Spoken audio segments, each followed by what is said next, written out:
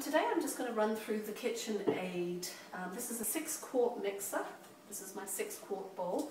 It has two little side pieces of metal that actually fit onto the stand, and we clip down. There's a little nubbly bit at the back. Now that's locked into position.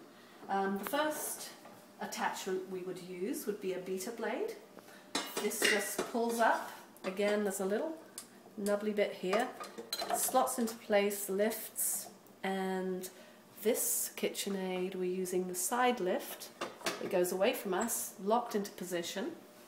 And the beater blade is used for cookie doughs. We would use that for mixing butter and sugar together for the cookie dough mixture.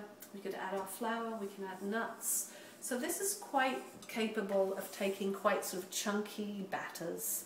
And I'm just going to slowly put that on the first. This is the stir, so quite slow, so you can mix things without having everything shoot out.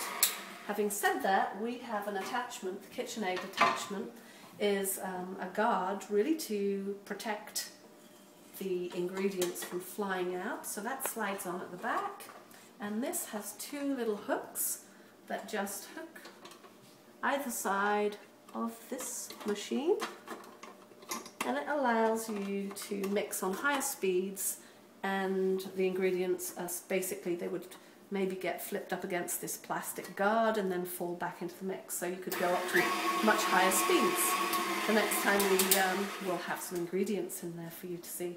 I'm just going to take the guard off now. That's the way I always take it off. I'm going to just drop the bowl, and we're just going to lift up the hook, drop it down, and I'm going to replace it now with the dough hook. This is the dough hook, specifically for heavy doughs, any bread dough, pizza dough, even biscotti, mashed potato, ground beef. Again, with the dough hook you would probably only ever use the very slow stir or the second speed. The dough is very heavy and it can actually bump this bowl right off. So you have to be very careful with doughs, especially if you've got 4, 5, 6 cups of flour in the bowl. I'm just going to drop the bowl again, lift up my dough hook, slip it off, lift it out, and the final attachment is the whisk. This is the finest of the attachments. We're going to lift that up, slip it on, and this one you would often use with high speed and also your guard.